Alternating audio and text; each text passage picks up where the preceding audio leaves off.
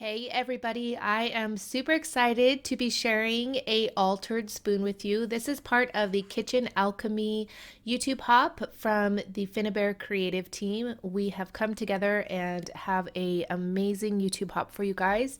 We are going to be altering different kitchen items, so I hope this inspires you.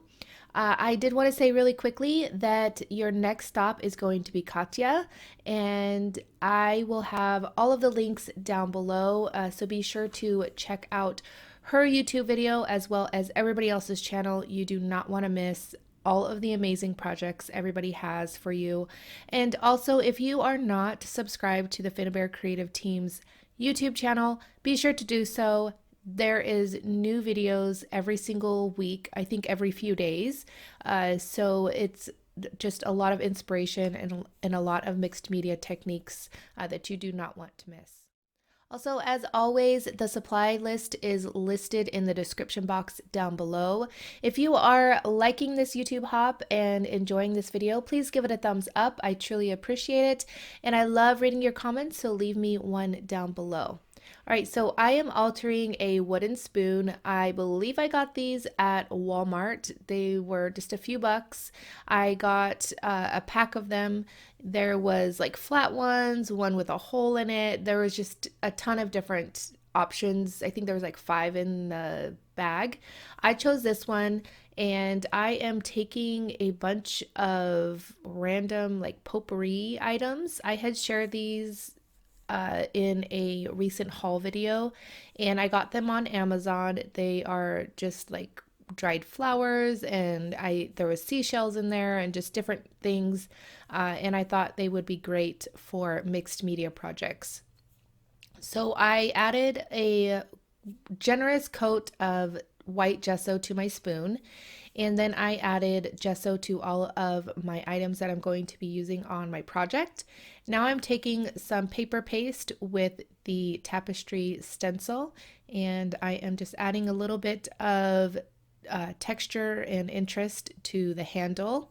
I did not want to attempt to add any to the spoon part, the round part of the spoon, because it is dipped in and it would be way too hard to get that design in there.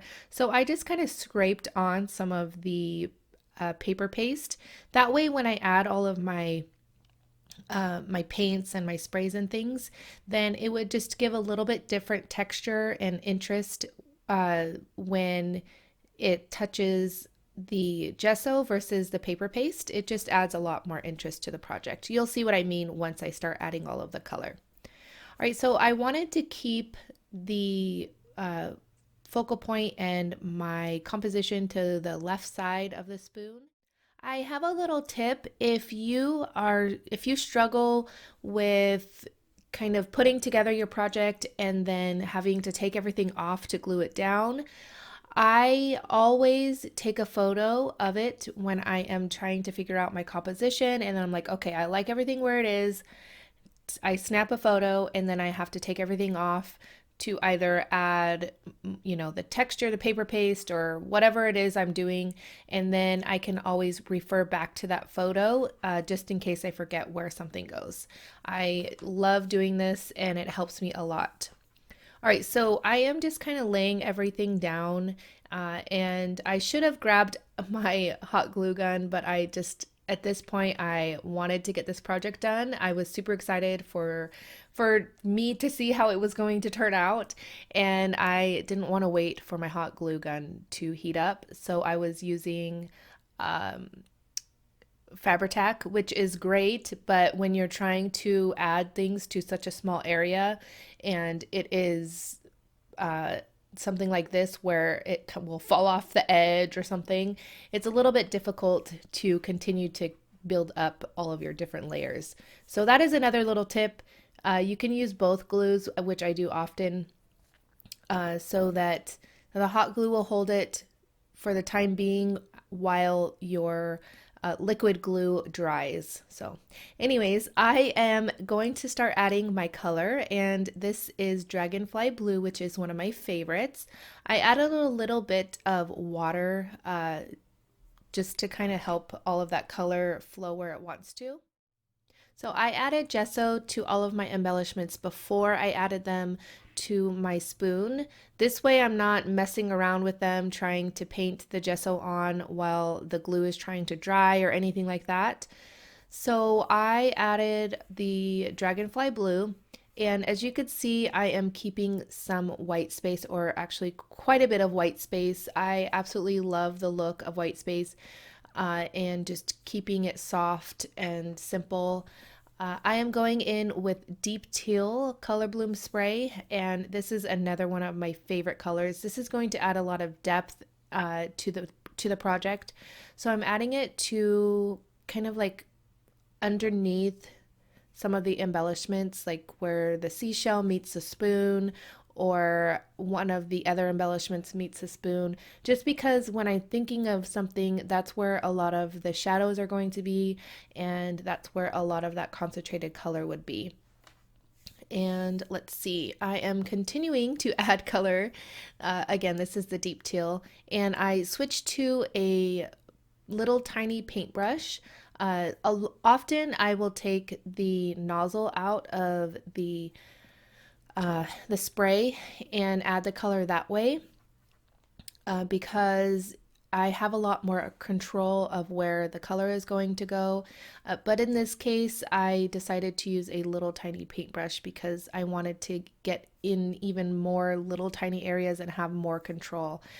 I don't even know what brush it would be, but it is very tiny and it holds just a little bit of that color. And here you could see me taking away some of that color as well. And I will add gesso to the top of all of these embellishments. All right, so I am adding some of the liquid acrylics, and this is burnt sienna, I believe. And I am adding it to add more depth and interest. I wasn't really going towards this look, but after I finished adding the deep teal, I felt it needed something else, something different, another color, just to add more interest to the project.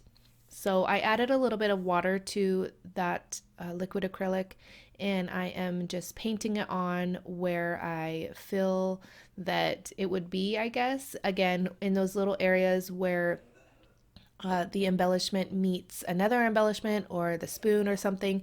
And I apologize, my son is like ridiculously sick. And I don't know if you guys can hear him coughing in the background, but it is what it is. I am a mom and I do have 2 kids. Sometimes you got to do what you got to do. All right. So I am just going to continue to add this color, and I kept all of this in because I think it's important for people to see that it takes a little while to build up that color and get it to where you want it to be. It's definitely easier to add more color than to take away.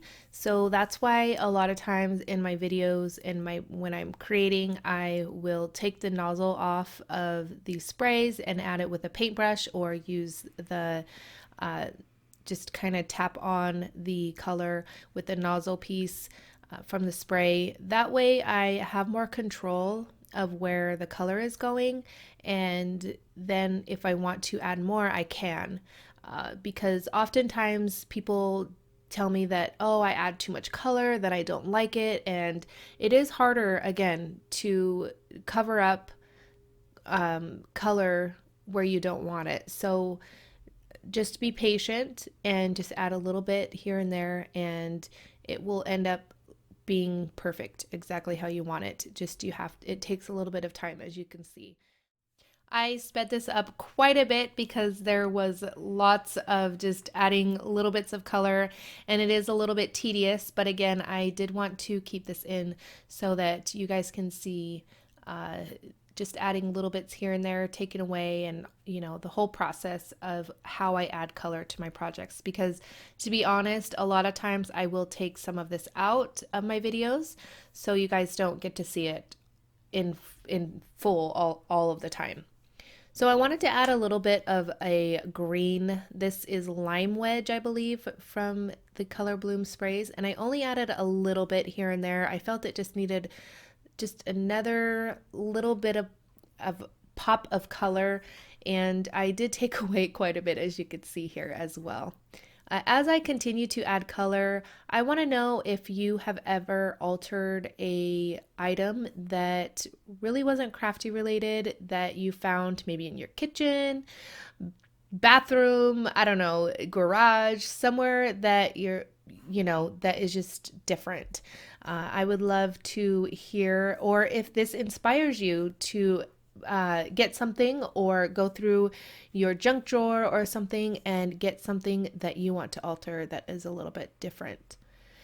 All right, so I am going to add some art pebbles to this, art stones, not pebbles, sorry, to my project, and all of my colors are dried, and I really love how this looks. I wanted to add a big seashell to this, but instead I added that butterfly with the heart, and I think it was perfect for this project. I didn't add a title or any quote or saying or anything, which I struggled with because I really wanted to add something, but I just couldn't find the right thing, and sometimes that is okay. Right, so I added some soft matte gel to areas where I wanted to add the art stones. And now I can just dump on those art stones where the gel is, and they will stick really well to the gel. And I add the regular art stones and then also the mini art stones just to kind of fill in a lot of those little areas, as you could see here, because the regular art stones are a little bit bigger and they kind of have a lot of space in between them, so I wanted to fill it up a little bit. I didn't add anything after to the art stones. I didn't paint them. I left them as is, so I let them dry, and then I am going to go in with the matte wax now after everything is dried, so that I can highlight a lot of those areas. So when I first saw this this product at Creativation, I thought to myself, this would be great to add highlights where normally we would be using gesso. And as you know, sometimes it takes a lot of gesso to add those highlights where you want it, especially in areas where you have a color that is water-based, because it kind of soaks it up and then anyways, so I was thinking that this would replace gesso when adding highlights, and it does. I absolutely love it, and I think that it is going to be a lot easier to get all of those highlights, as you can see here. I just softened up the whole look of the spoon, and I absolutely love it. So that is my project. I hope you guys enjoyed. I am still a little bit sick, so I apologize for all of the rambling and all of that sort of thing, but I hope you guys enjoyed. If you did, please give it a thumbs up. If you are new to my channel, I hope you subscribe, hit that bell so you're notified every time that I upload a video. Also, leave me a comment down below. Don't forget to visit everybody else's channels, and I want to thank you guys for stopping by and spending time, and I will catch you guys later. Bye.